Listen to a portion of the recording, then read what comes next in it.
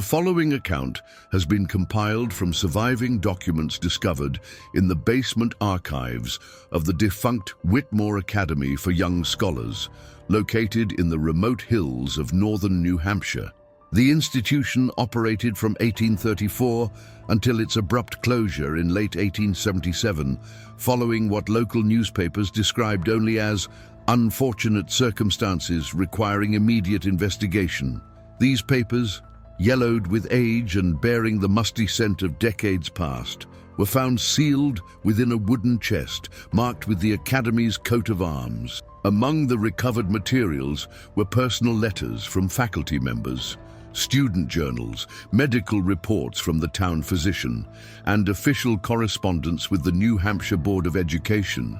The documents paint a disturbing picture of events that transpired during the Academy's final semester, centered around a particular dormitory room that had acquired an ominous reputation among both students and staff. Dr.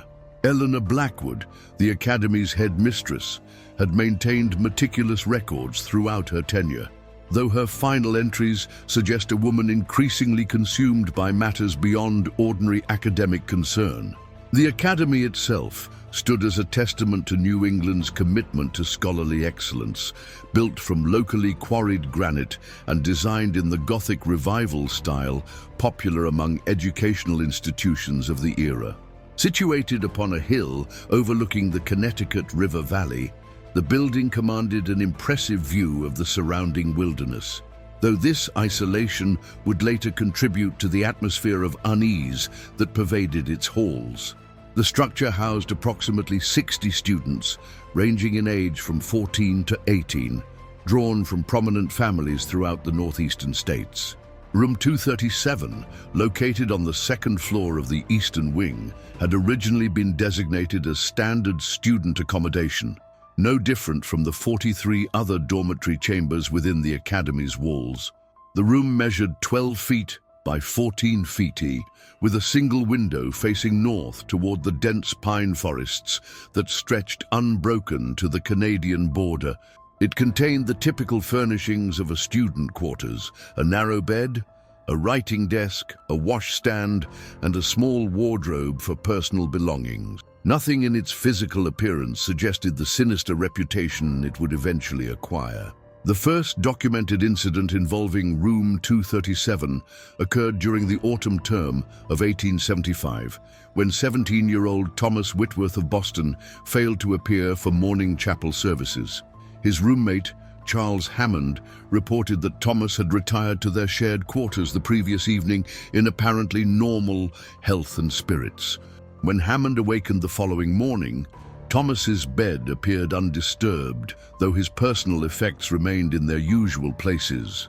A thorough search of the Academy grounds yielded no trace of the missing student, nor any indication of how he might have departed the building undetected. Dr.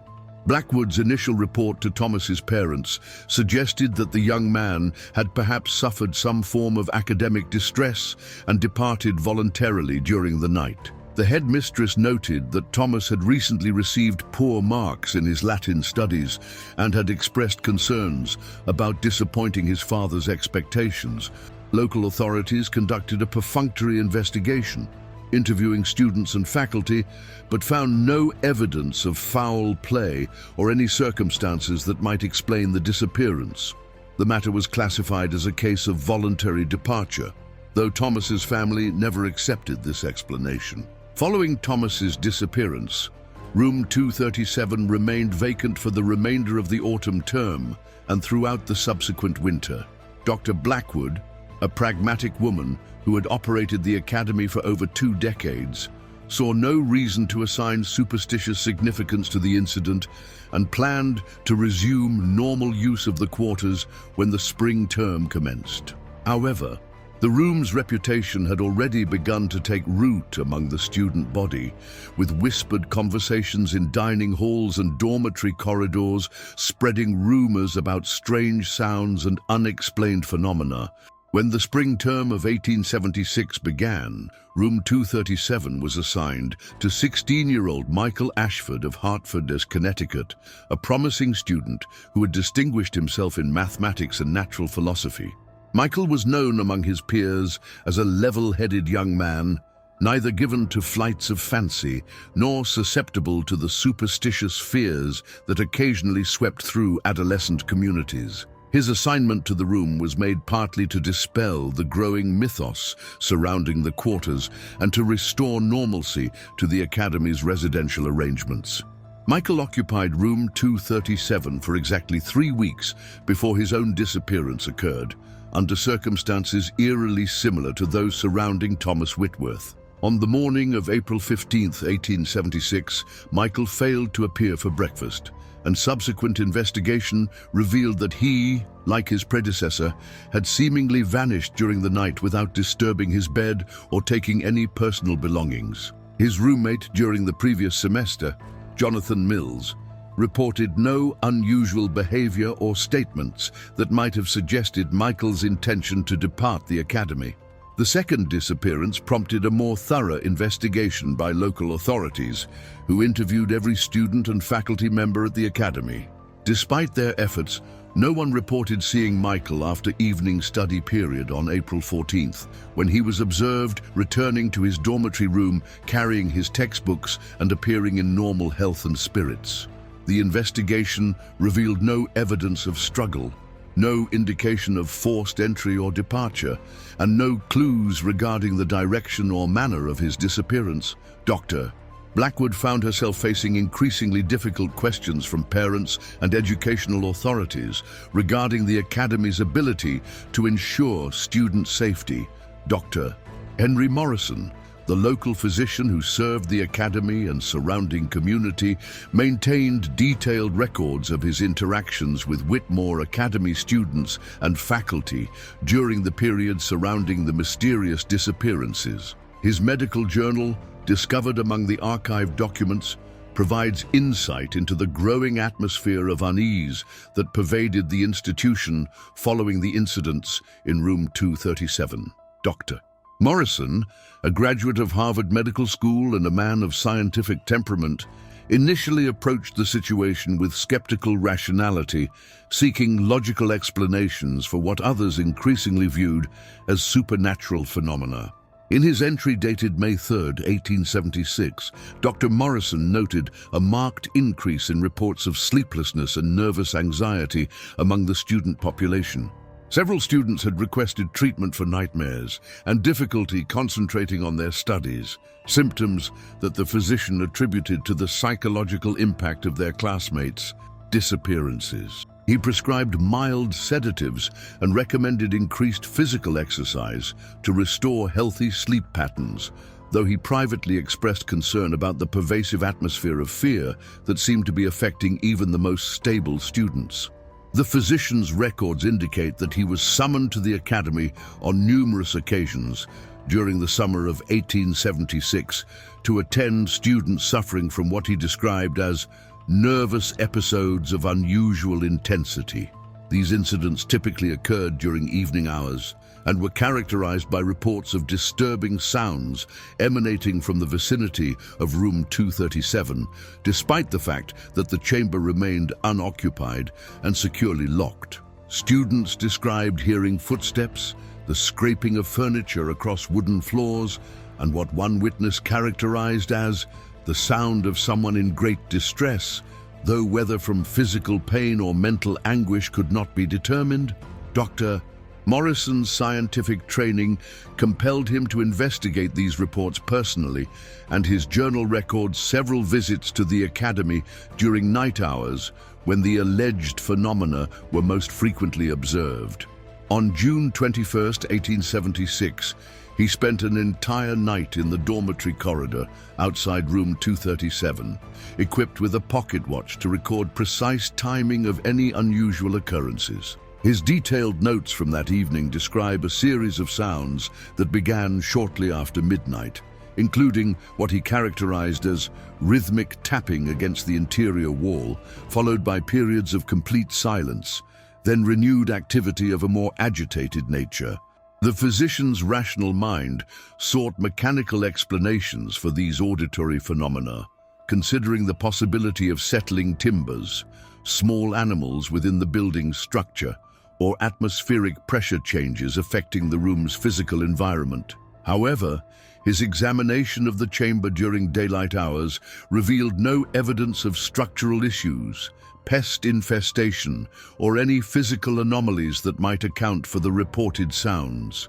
The room remained exactly as it had been left following Michael Ashford's disappearance, with no disturbance to the dust that had accumulated on surfaces or any indication of recent occupancy.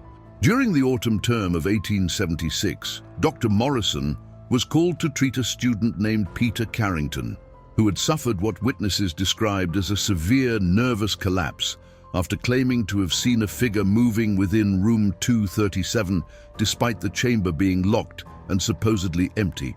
Peter, a normally robust young man of 18, was found in the dormitory corridor in a state of extreme agitation, unable to provide coherent testimony about his experience. The physician administered a strong sedative and remained with the student until his conditions stabilized, though Peter continued to insist that he had observed someone inside the forbidden room. The physician's journal entries from this period reveal his growing concern about the collective psychological state of the academy community. He noted that even faculty members had begun to exhibit signs of nervous strain, with several teachers requesting transfers to other institutions, and others reporting difficulty sleeping in their quarters within the academy building. Dr. Morrison's medical expertise led him to consider the possibility of mass hysteria or shared delusional states, phenomena he had read about in contemporary medical literature, though he found it difficult to reconcile such explanations with his own first-hand observations. In November 1876, Dr. Morrison was approached by Dr. Blackwood with a request that he conduct a formal medical examination of room 237 itself, hoping that his scientific training might reveal some physical explanation for the continuing disturbances. The physician agreed to this unusual proposition, spending several hours examining every surface, testing air quality, and measuring temperature variations within the chamber. His detailed report, filed with the Academy's administrative records, documented several anomalies that defied ready explanation, including temperature readings that varied significantly from adjacent rooms without apparent cause. During his examination of room 237, Dr. Morrison discovered what he described as peculiar markings on the interior wall adjacent to the room's single window. These markings, invisible under normal lighting conditions but apparent when examined with a concentrated oil lamp, appeared to form patterns that the physician initially dismissed as random water stains or natural discoloration of the wall's plaster surface. However, closer inspection revealed what seemed to be deliberate arrangements of marks, though their meaning or origin remained entirely unclear. The physician's final entry regarding room 237, dated December 15, 1876, describes his growing conviction that the chamber harbored some influence beyond the scope of conventional medical or scientific understanding. Dr. Morrison, a man whose professional reputation rested upon rational diagnosis and empirical observation, found himself unable to dismiss the accumulating evidence of unexplained phenomena. His journal records his decision to recommend that Dr.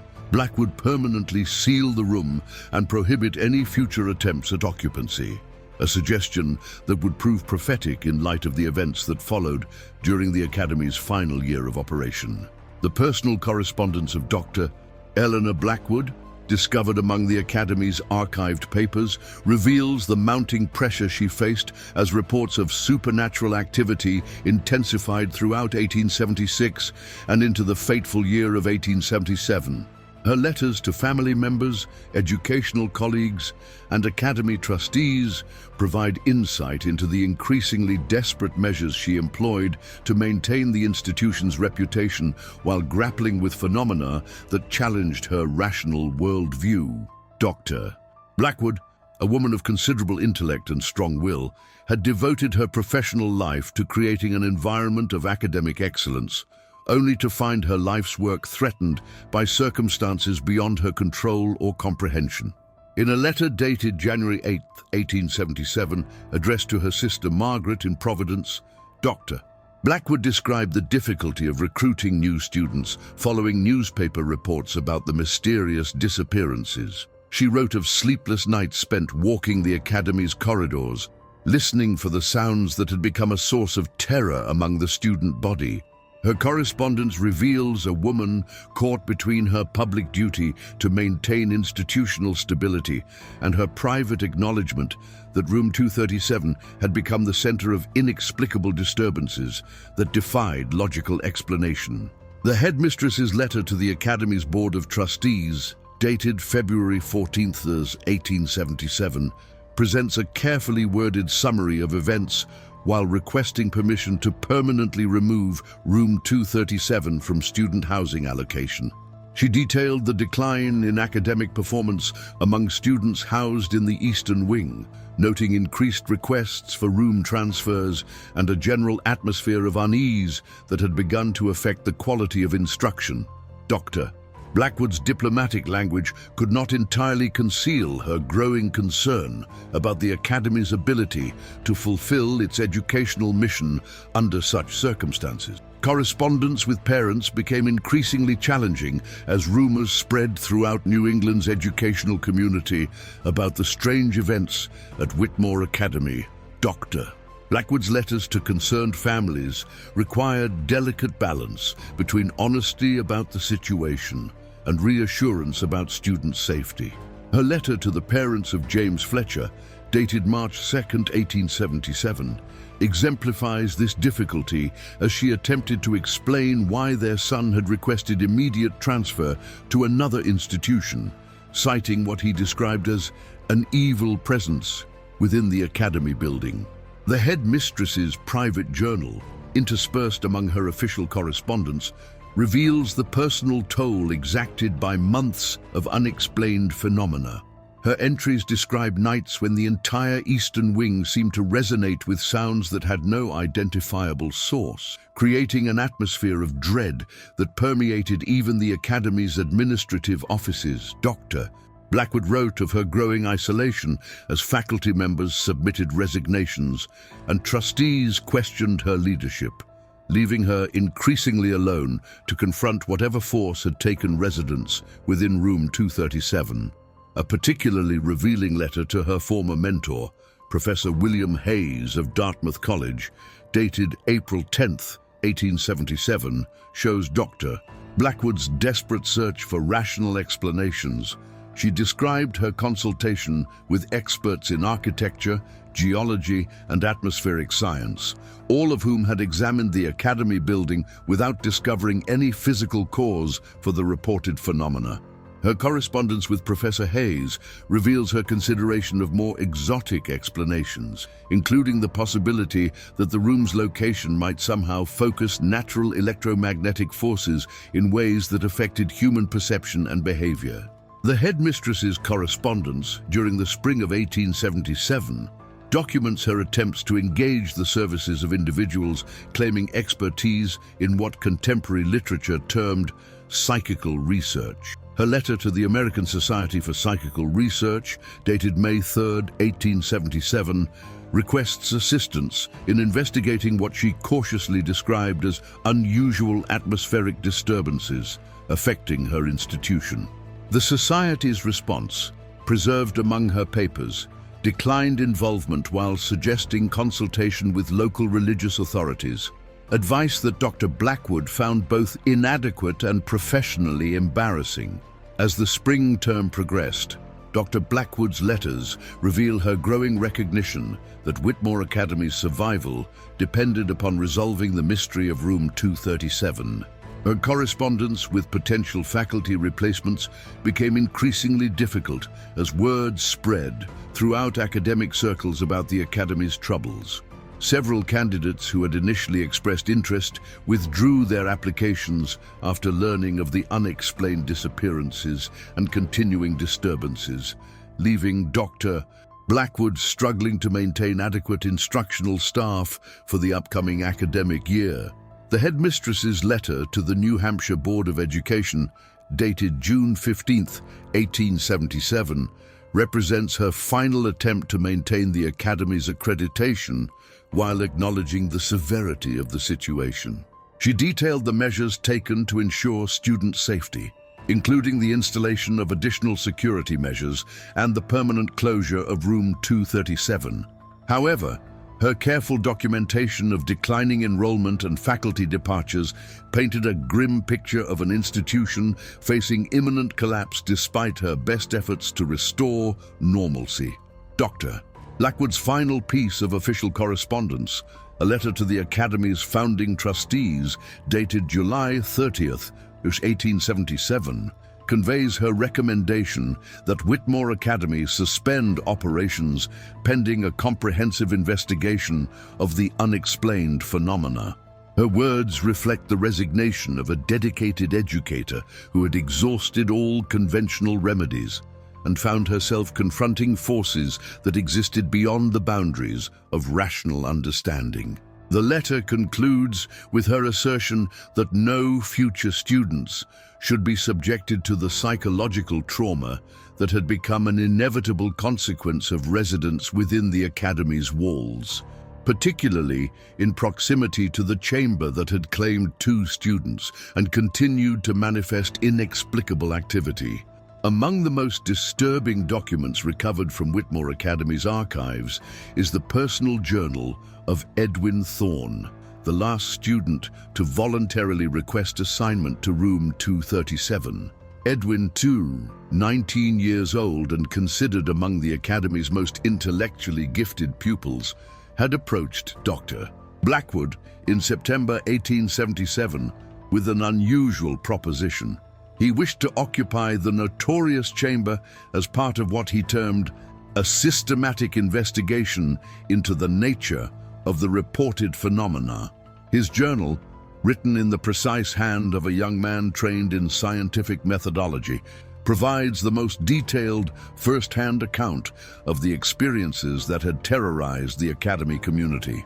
Edwin's journal begins with entries that demonstrate his rational approach to what he considered a problem susceptible to logical analysis. He recorded his hypothesis that previous occupants of room 237 had fallen victim to suggestion and mass hysteria, psychological phenomena that he believed could be overcome through disciplined observation and skeptical inquiry.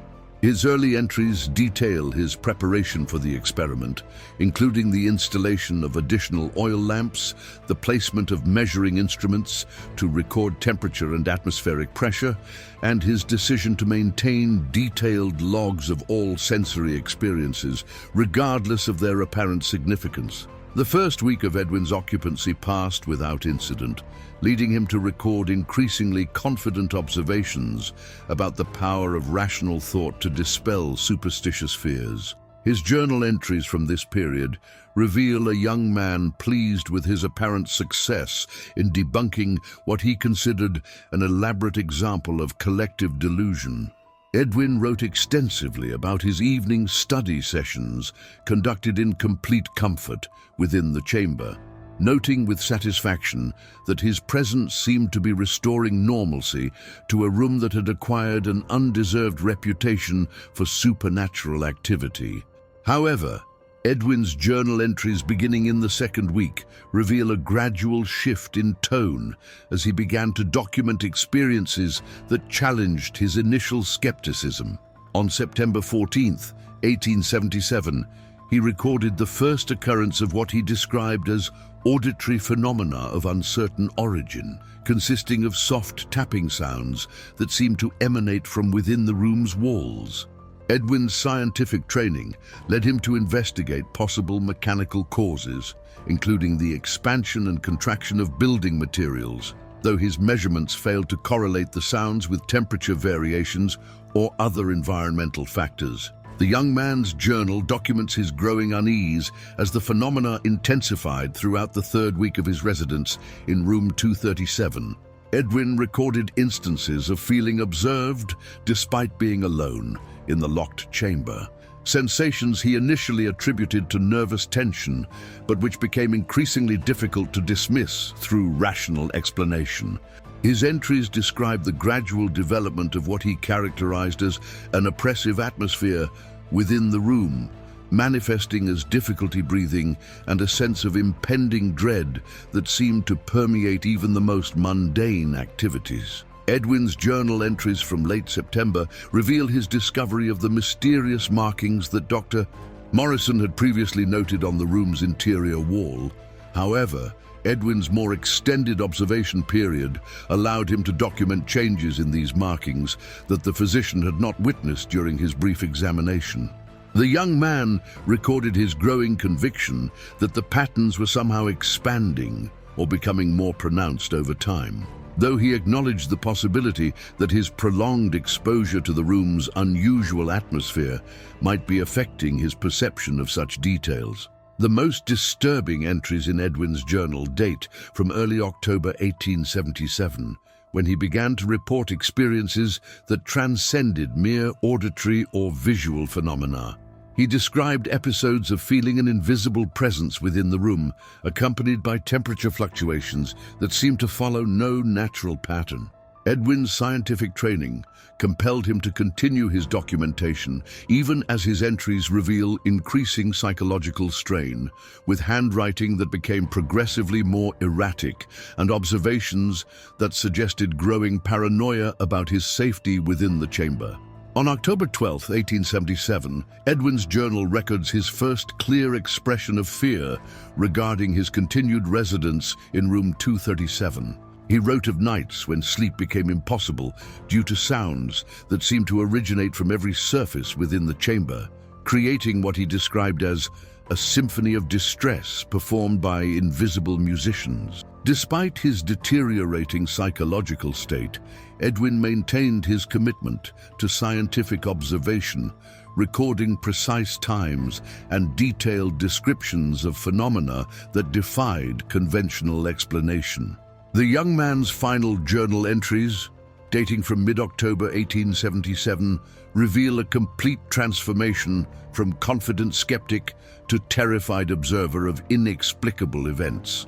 Edwin wrote of his growing conviction that room 237 harbored what he could only describe as a presence of malevolent intent, though he continued to struggle against accepting such a supernatural explanation. His entries describe attempts to communicate with whatever force seemed to inhabit the chamber, efforts that appeared to intensify rather than resolve the disturbing phenomena he had documented with such meticulous care.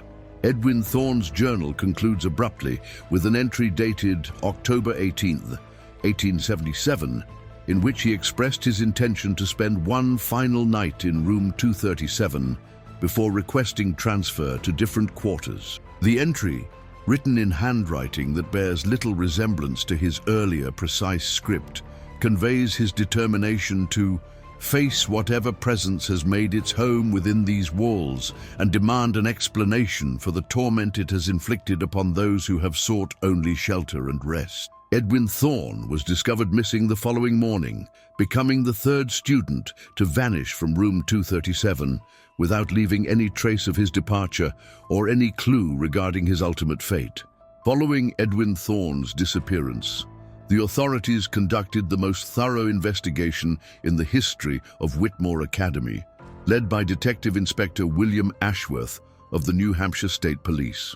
Inspector Ashworth, a methodical man with 15 years of experience in criminal investigation, approached the case with professional skepticism regarding supernatural explanations while acknowledging the unusual circumstances surrounding 3 identical disappearances from the same location. His official reports, preserved among the Academy's archived documents, provide insight into the systematic search for rational explanations behind the Room 237 mystery. The inspector's initial report, dated October 22, 1877, documents his examination of the physical evidence within Room 237, including Edwin Thorne's abandoned personal belongings and the mysterious wall markings that had been observed by previous investigators. Inspector Ashworth noted the pristine condition of Edwin's clothing and textbooks, arranged exactly as they would have been left by someone preparing for sleep, with no indication of struggle or hasty departure. The inspector's trained eye detected no signs of forced entry or exit, leading him to conclude that Edwin had departed the room voluntarily, though the circumstances of such departure remained inexplicable. Detective Inspector Ashworth's investigation expanded to include extensive interviews with every member of the academy community, from students and faculty to maintenance staff and local townspeople who might have observed unusual activity around the institution. His meticulous notes record dozens of testimonies describing strange sounds, unexplained lights, and an overall atmosphere of dread that had come to surround the academy building. While the inspector maintained professional skepticism regarding supernatural claims, he could not dismiss the consistency of witness accounts or the obvious psychological impact of the reported phenomena. The investigation's technical aspects involved consultation with experts in fields ranging from architecture to atmospheric science, as Inspector Ashworth sought mechanical explanations for the reported disturbances. His files include detailed architectural surveys of the academy building, geological assessments of the underlying terrain, and meteorological studies of local atmospheric conditions. Despite these comprehensive technical examinations, no conventional explanation emerged for either the disappearances or the continuing phenomena that witnesses consistently associated with Room 237. Inspector Ashworth's report, dated November 5, 1877, documents his decision to spend several nights within the academy building to personally observe the reported phenomena. His detailed logs from these overnight investigations record a series of experiences that challenged his professional commitment to rational explanation. The inspector documented sounds that had no identifiable source, temperature variations that followed no natural pattern, and what he described as an overwhelming sense of being observed by an intelligence of distinctly unfriendly disposition. The investigation's most significant discovery occurred when Inspector Ashworth ordered the partial demolition of Room 237's interior walls to search for hidden passages or concealed spaces that might explain the disappearances. His report, dated November 18, 1877, describes the workers' discovery of a sealed cavity within the wall structure, containing what appeared to be personal items dating from several decades prior to the academy's construction. These artifacts, including a worn leather journal and various personal effects, suggested that the site had been significant to previous occupants of the land. The ancient journal discovered within the wall cavity proved to be written in a combination of English and what appeared to be Latin phrases, though much of the text had become illegible due to age and moisture damage. Inspector Ashworth engaged the services of Professor Marcus Whitfield from Dartmouth College to translate the readable portions, which seemed to describe rituals or ceremonies conducted at the site during the early 19th century.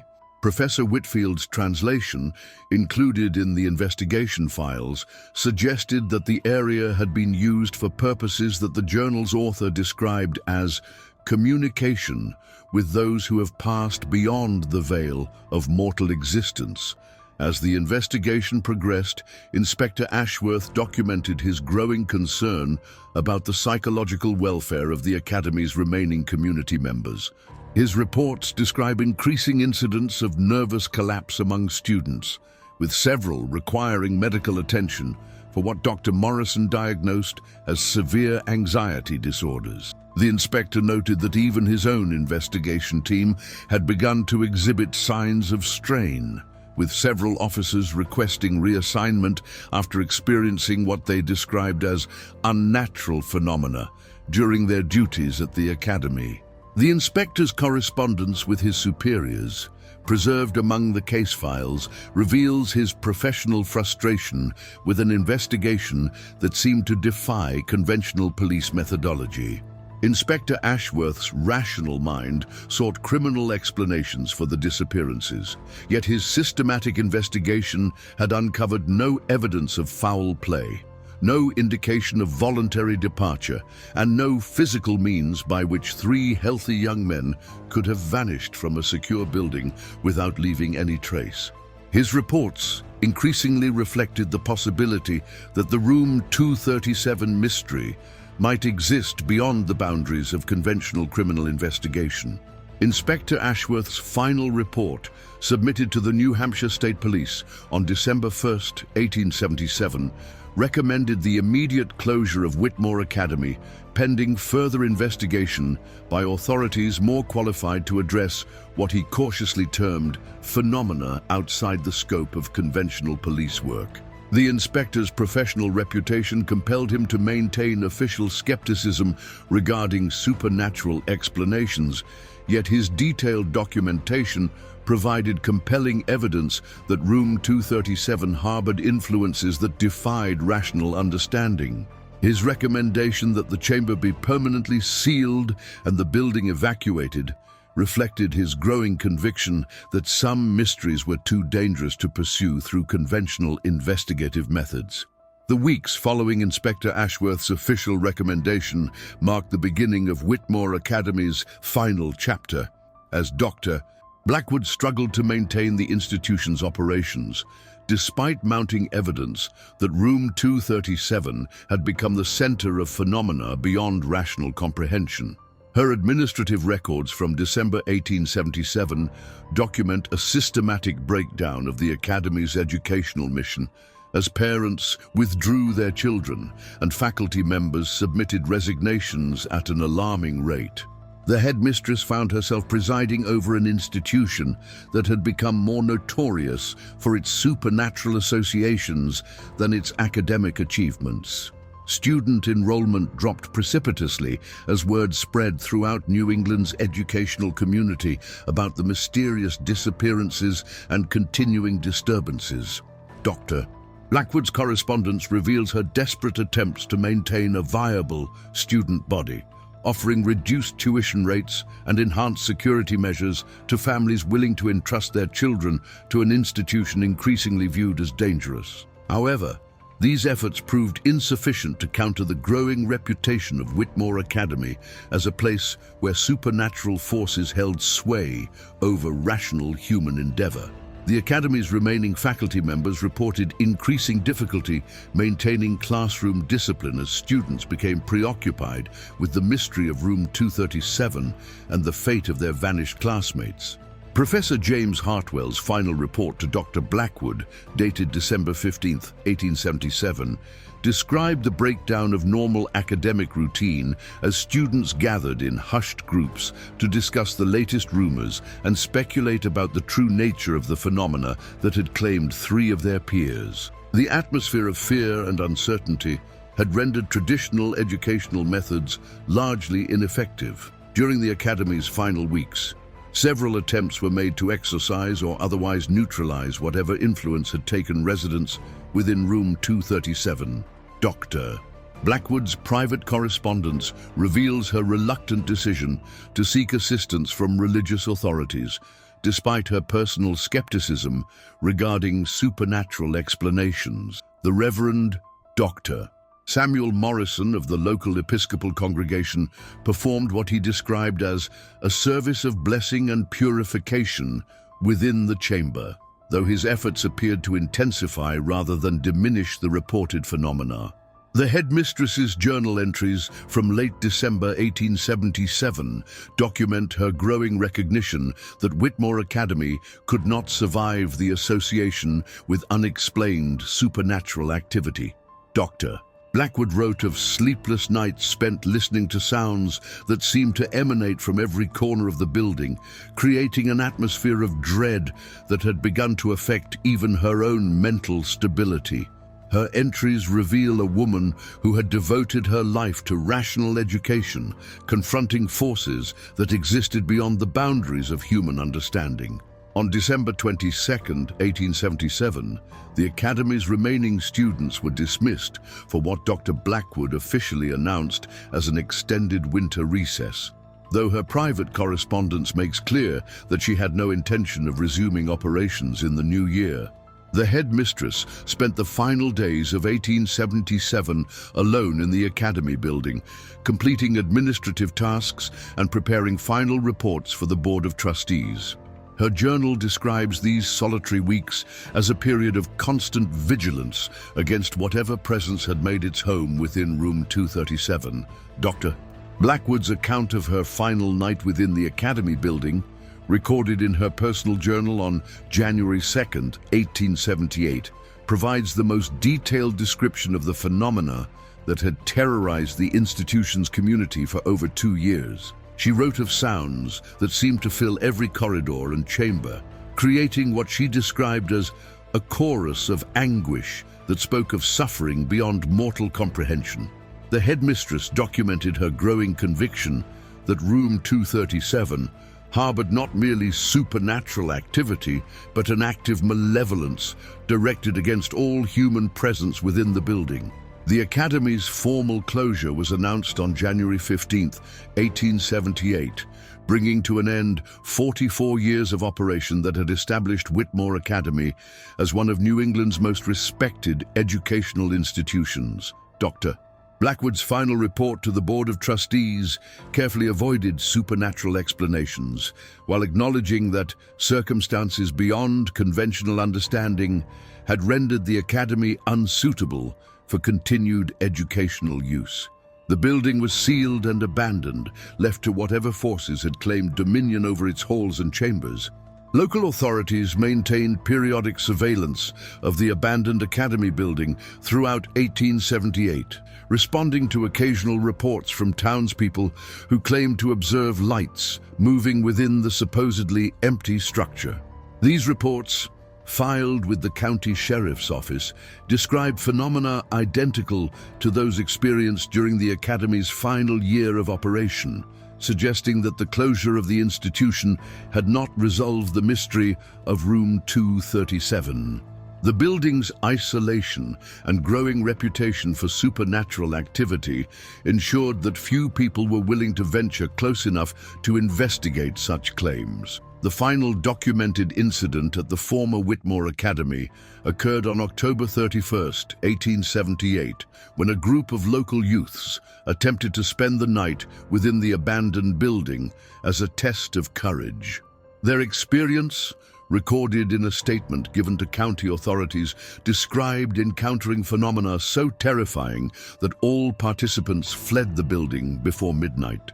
The young men's testimony provided confirmation that whatever presence had taken residence within room 237 remained active despite the Academy's closure, ensuring that the mystery would persist long after the institution's educational mission had ended in failure and abandonment. In the months following Whitmore Academy's closure, the abandoned building became the subject of continuing investigation by individuals drawn to its mysterious reputation. Local newspapers chronicled occasional expeditions by curiosity seekers and amateur investigators, though most such ventures ended abruptly when participants encountered phenomena similar to those that had plagued the Academy's final years. The building's isolation high above the Connecticut River Valley ensured that these nocturnal disturbances affected only those bold enough to venture within its walls, though the psychological impact on such visitors often proved severe and lasting. Professor Marcus Whitfield of Dartmouth College, who had assisted Inspector Ashworth with translation of the ancient journal discovered within room 237's walls, conducted his own investigation of the abandoned academy during the spring of 1878. His scholarly interest in what he termed psychical phenomena led him to spend several nights within the building, equipped with various instruments designed to measure environmental conditions and document any unusual occurrences. Professor Whitfield's detailed notes, later published in the Journal of Psychical Research, provide scientific validation for the supernatural claims that had surrounded the academy. The professor's investigation revealed that room 237 continued to manifest the same disturbing phenomena that had terrorized students and faculty during the academy's operation. His measurements recorded temperature fluctuations that followed no natural pattern, electromagnetic disturbances that affected his instruments in inexplicable ways, and acoustic phenomena that seemed to originate from within the room structure itself. Professor Whitfield's rational approach to these experiences lent credibility to claims that had previously been dismissed as products of suggestion and mass hysteria. Dr. Morrison, the local physician who had treated academy students during the height of the disturbances, documented several cases of individuals who suffered psychological trauma after visiting the abandoned building. His medical records describe symptoms consistent with severe shock and anxiety disorders, affecting even those who had approached the academy with complete skepticism regarding supernatural phenomena. The physician's notes suggest that exposure to whatever presence inhabited room 237 could produce lasting psychological damage in susceptible individuals. Throughout 1878 and 1879, various attempts were made to find practical explanations for the continuing phenomena at the former academy. A team of Boston engineers conducted structural analysis of the building, seeking mechanical causes for the reported sounds and disturbances, while atmospheric scientists investigated possible meteorological factors that might account for the unusual environmental conditions. Despite these comprehensive technical examinations, no conventional explanation emerged for the experiences that continued to affect visitors to room 237. The abandoned academy's reputation spread throughout the northeastern states, attracting individuals claiming expertise in supernatural investigation and communication with otherworldly entities. Several spiritualist mediums conducted seances within the building during 1879, claiming to establish contact with the spirits of the 3 missing students. However, these sessions typically ended in chaos as participants fled the building, reporting encounters with what they described as a presence of overwhelming malevolence that seemed intent upon causing psychological and spiritual harm to any who attempted to probe its nature. Local townspeople gradually developed an unspoken understanding that the former Whitmore Academy had become a place to be avoided, particularly during evening hours when the reported phenomena seemed most active. Farmers working fields adjacent to the academy grounds reported observing strange lights moving within the supposedly empty building, while travelers on the river road below occasionally claimed to hear sounds resembling human voices calling from the academy's windows. These reports reinforced the building's reputation as a site of ongoing supernatural activity. The winter of 1879 to 1880 brought several documented incidents of travelers seeking shelter within the abandoned academy during severe weather conditions. County records include statements from 3 separate groups who attempted to spend nights within the building, only to flee into harsh winter conditions rather than endure continued exposure to the phenomena emanating from room 237. Their testimonies describe experiences so terrifying that facing potential death from exposure seemed preferable to remaining within the academy's walls. By 1880, the abandoned Whitmore Academy had become an established element of local folklore, with stories of its supernatural manifestations spreading throughout rural New Hampshire and into neighboring states. Parents used tales of the haunted academy to discourage children from venturing too far from home, while travelers often requested alternate routes to avoid passing beneath the hilltop where the building stood silhouetted against the sky. The academy's transformation from respected educational institution to notorious supernatural site was complete. As the decade of the 1880s progressed, vegetation began to reclaim the academy's grounds, while the building itself showed signs of accelerating decay. However, reports of supernatural activity within room 237 continued with consistent regularity, suggesting that whatever presence had taken residence there remained unaffected by the passage of time or the deterioration of its physical environment. The mystery that had destroyed Whitmore Academy's educational mission seemed destined to persist indefinitely, claiming the building as permanent domain for forces beyond human understanding or control. As the 19th century drew to its close, the abandoned Whitmore Academy stood as a monument to mysteries that transcended human comprehension, its empty halls and chambers serving as testament to forces that had proven stronger than rational education and scientific investigation.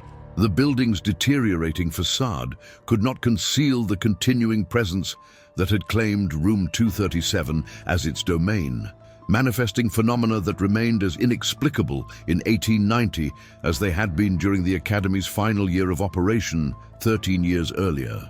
Local authorities had long since ceased investigating reports of supernatural activity, acknowledging that conventional law enforcement possessed neither the tools nor the understanding necessary to address such matters. The fate of Thomas Whitworth, Michael Ashford, and Edwin Thorne remained as mysterious as the day each had vanished from Room 237, with no evidence ever discovered to suggest their ultimate destination or the circumstances of their disappearance.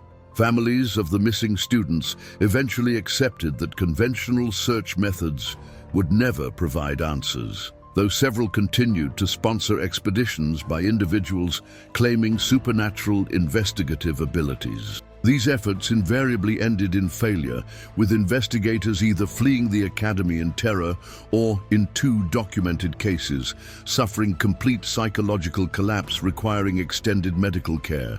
Professor Whitfield's scholarly investigation of the Academy phenomena continued intermittently throughout the 1880s as he attempted to develop scientific methodology for studying supernatural manifestations.